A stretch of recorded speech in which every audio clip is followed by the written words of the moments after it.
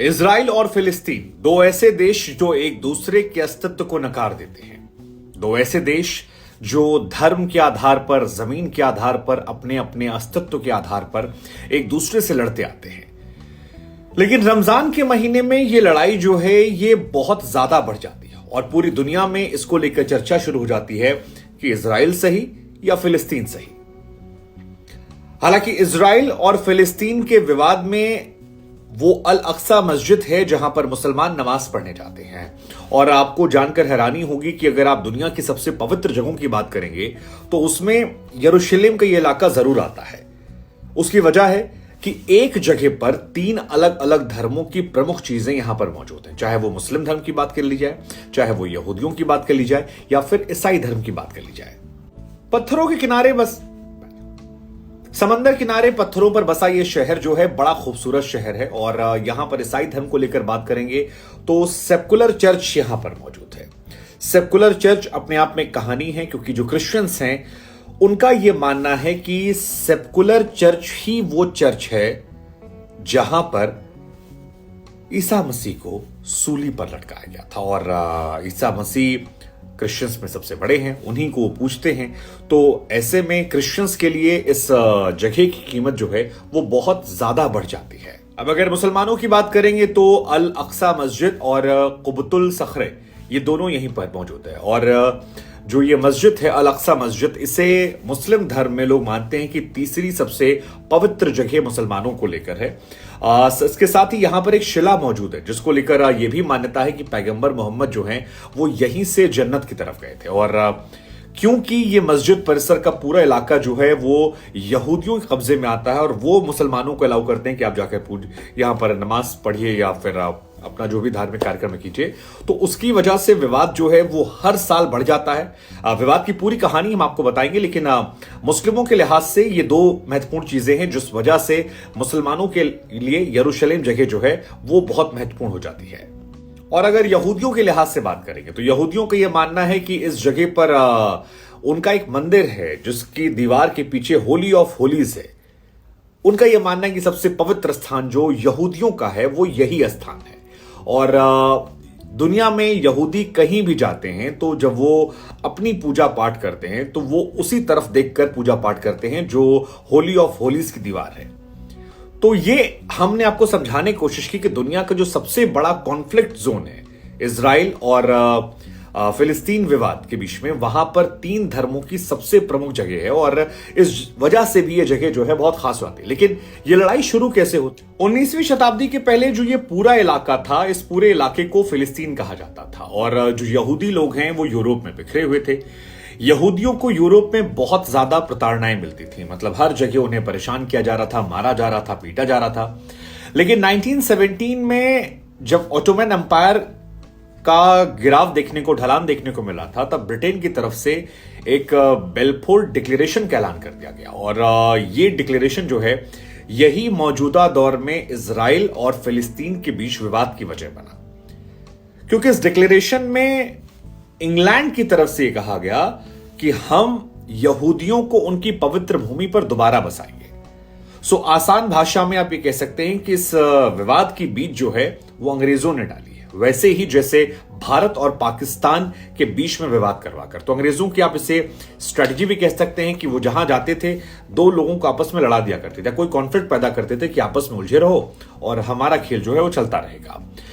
और इस डिक्लेरेशन का असर यह हुआ कि यहूदी दुनिया के किसी भी कोने में थे, लेकिन वो धीरे धीरे यहां पर शिफ्ट होने लगे और फिलिस्तीन की तरफ जब वो रुख करने लगे तो वहां जाकर जमीन खरीदने लगे, जायदाद खरीदने लगे। क्योंकि वो बाहर से आ रहे थे तो पैसे वाले भी थे, तो वो उन्होंने फिलिस्तीनियों को धीरे धीरे यहां से भगाना शुरू कर दिया। इसके बाद अंग्रेजों का साथ उन्हें लगातार मिल रहा था, टर्किश अंपायर जा चुका था और इसी बीच में लगातार वो अपने आप को एक्सपैंड कर रहे थे। तभी आ गया सेकेंड वर्ल्ड। अब फिलिस्तीनी जिनकी हैसियत बड़ी मजबूत थी, धीरे धीरे उन्हें वहां से भगाया जाने लगा और इजरायली लोग जो हैं वो फिलिस्तीनियों को भगाने लगे। अब अरब फिलिस्तीनी जब भाग रहे थे तो उन्होंने विद्रोह कर दिया। बाद में इंग्लैंड की सेना और यहूदियों की सेना ने मिलकर इन्हें रोका, लेकिन बाद में एक माइग्रेशन पॉलिसी बना दी गई कि आप बेवजह ऐसे शिफ्ट नहीं कर सकते। और उसके बाद यहूदी जो हैं वो ब्रिटिशर्स के खिलाफ भी हो गए थे। ये वो दौर था जब राष्ट्रवाद चरम पर था। इटली और जर्मनी जो है वो अपने अपने राष्ट्रवाद को झंडा बुलंद किए बैठे थे। और इसका असर यह हो रहा था कि इजराइल के जो लोग थे, यानी यहूदी लोग जो थे, जिनका यह मानना था कि यह हमारी जमीन हुआ करती थी और हमें यहां पर जाकर बसना है, उनके अंदर राष्ट्रवाद की भावना बहुत तेज बढ़ रही थी। ब्रिटिश सरकार ने इमिग्रेशन पॉलिसी बदली, लेकिन यहूदी कहां मानने वाले थे। और तभी वर्ल्ड वॉर सेकेंड के पहले कुछ ऐसा हुआ जिसने दुनिया को, सेकेंड वर्ल्ड वॉर की जब शुरुआत होती है उस वक्त जर्मन में मतलब हिटलर, जर्मनी का तानाशाह हिटलर जो था, वो यहूदियों से बेपनाह नफरत करता था। और इस नफरत का असर यह था कि 42 लाख यहूदियों को उसने गैस चैम्बर में मरवा दिया था। आप सोचिए, 42 लाख बहुत बड़ी आबादी होती है उस समय के हिसाब से। तकरीबन उनकी आबादी जो है वो साफ कर दी थी। और इसके बाद जितने भी यहूदी बचे, उन्हें यह समझ में आ गया कि अब हमारे लिए सरवाइव करना बहुत मुश्किल है, हमारे अस्तित्व की लड़ाई है। वो भागे भागे सभी पहुंच गए फिलिस्तीन, और इजराइल की कहानी यहां से शुरू हो गई। सेकेंड वर्ल्ड वॉर का बहुत बड़ा रोल रहा, क्योंकि अब लड़ाई जो थी यहूदियों के अस्तित्व की थी। उन्हें लगा कि अब उनका नामो निशान इस दुनिया से मिटा दिया जाएगा और उनका अस्तित्व खत्म हो जाएगा। लेकिन सेकेंड वर्ल्ड वॉर के बाद जर्मनी की हार होती है, इंग्लैंड यहां पर आता है, और इसके अलावा संयुक्त राष्ट्र संघ जो है वो अस्तित्व में आता है। इंग्लैंड ने यहां पर यह मामला उठाकर डाल दिया संयुक्त राष्ट्र संघ में। भारत ने भी उस दौरान पाकिस्तान का मामला जो है, वो कश्मीर का मामला, वो संयुक्त राष्ट्र संघ में डाला था। और भारत और पाकिस्तान को लेकर तो कोई फैसला नहीं आया, लेकिन संयुक्त राष्ट्र संघ ने उस दौरान इस इलाके को लेकर एक फैसला दे दिया। फैसला यह था कि जिन इलाकों में यहूदियों की तादाद ज्यादा है वो इजराइल हो जाएगा, और जिन इलाकों में अरब मुसलमानों की तादाद ज्यादा है उसे वो फिलिस्तीन का नाम दे देंगे। दरअसल ब्रिटेन इस मामले में सक्षम नहीं था, और संयुक्त राष्ट्र संघ में जो ये पूरा फैसला आया था, ये वोटिंग के आधार पर आया था, जहां पर तमाम देशों ने वोट डाले थे। और इसका असर यह हुआ कि फिलिस्तीन जो पूरा कभी अरब मुसलमानों का था, उसके 3 टुकड़े हो जाते हैं। एक टुकड़ा यहूदियों के पास जाता है, जिसे वो इजराइल का नाम दे देते हैं, और उसके बाद इंग्लैंड ने तुरंत से मान्यता दे दी। ये भी अपने आप में स्पष्ट था कि वो चाहते थे कि इसकी जो अस्तित्व बना रहे, दुनिया में कई देशों से पहले मान्यता दी। दूसरी तरफ आपका फिलिस्तीन था, जहां पर अरब मुसलमानों की आबादी थी। और तीसरा इलाका जो था वो यरूशलेम का इलाका, जिसके बारे में शुरुआत में हमने आपको बताया था कि कैसे वहां पर 3 अलग अलग धर्म के पवित्र स्थल हैं, और इन पवित्र स्थलों पर कब्जा किसका हो, अल-अक्सा मस्जिद किसकी हो, वो चर्च किसका हो, या यहूदियों के जो धार्मिक स्थान है वो किसका हो, इसको लेकर संयुक्त राष्ट्र में कोई फैसला नहीं हो पाया। तो जिसके बाद ये कहा गया कि ये अंतर्राष्ट्रीय कानून के तहत चलने वाला इलाका होगा, यानी यहां पर जो काम होगा वो संयुक्त राष्ट्र संघ के हिसाब से होगा, और ये ना फिलिस्तीन का होगा ना होगा इजराइल का। लेकिन ये फैसला संयुक्त राष्ट्र का था, ना इसे फिलिस्तीन मानने वाला था ना इजराइल मानने वाला था। और तभी हुआ इनके बीच का पहला युद्ध। इजिप्ट, एरिया, इराक और जॉर्डन, ये 4 देश ऐसे थे जिन्होंने इजराइल के अस्तित्व में आते ही इजराइल पर हमला कर दिया। और इजराइलियों को यह समझ में आ गया कि अगर जिंदा रहना है तो युद्ध जीतना पड़ेगा, और इंसान जब अपने अस्तित्व की लड़ाई लड़ता है तो वो कहीं ज्यादा ताकतवर हो जाता है। और यही कहानी इजराइल को लेकर रही। इजराइल ने इन 4 देशों से युद्ध लड़ा, और 4 देशों से युद्ध वो जीत गया। इसके बाद जॉर्डन के पास फिलिस्तीन का जो वेस्ट बैंक वाला इलाका था वो चला गया। इजिप्ट जो है वो गाजा पट्टी ले गया, लेकिन फिलिस्तीन का बड़ा हिस्सा, तकरीबन 50% हिस्सा जो है वो चला जाता है इजराइल के पास। अब ये बड़ी दिलचस्प कहानी है कि फिलिस्तीन जो पूरा अरब लोगों का था वो 3 टुकड़ों में बटा। उसके बाद युद्ध होता है, और इस युद्ध में एक बड़ा हिस्सा जो है वो भी इधर चला आता है। इसका असर यह होता है कि 7 लाख फिलिस्तीनी नागरिक ऐसे थे जिन्हें उस दौरान फर्स्ट जब ये वॉर हुआ था 48-49 में, तब शरणार्थी बनना पड़ा। यानी अपने ही देश में जो वो रह रहे थे, अब वो शरणार्थी बन चुके थे, क्योंकि उन्होंने यहूदियों पर युद्ध किया था और यहूदियों ने उन्हें हराया, और हराने के बाद उनकी जमीन पर कब्जा कर लिया। और ये सिलसिला यहां थमा नहीं, ये सिलसिला यहां से बढ़ता गया। जो फिलिस्तीनी इजराइल के अस्तित्व को नकार रहे थे, अब वो बार्गेनिंग सिचुएशन में आ गए थे। वो चाहते थे कि इजराइल उनसे बात करे और पुरानी वाली कहानी जो है वो लौटा दे, लेकिन इजराइल अब जीत चुका था। लेकिन ये कहानी 1948 की थी। 1967 में इजिप्ट, सीरिया, जॉर्डन जो हैं, ये फिर एक बार मन बनाते हैं कि हम हमला कर देंगे इजराइल पर, और कुछ इलाके जो हमने कब्जे किए हैं उसको हम वापस, उसके अलावा और वापस ले लेंगे। लेकिन इजराइल ये समझ चुका था कि हर बार युद्ध का इंतजार क्यों करना है। इजराइल अब ज्यादा ताकतवर हो रहा था। उनकी यहां भीड़ कम थी, लेकिन वो लोग इनोवेशंस पर ध्यान दे रहे थे। उन्हें अमेरिका से मदद मिल रही थी, हथियार मिल रहे थे, और उनके यहां के लोग जो थे वो फौज में शामिल हो रहे थे। और उसका असर ये हुआ कि 67 में ये सारे देश युद्ध करते उससे पहले ही इजराइल ने हमला कर दिया। और उसका असर क्या हुआ?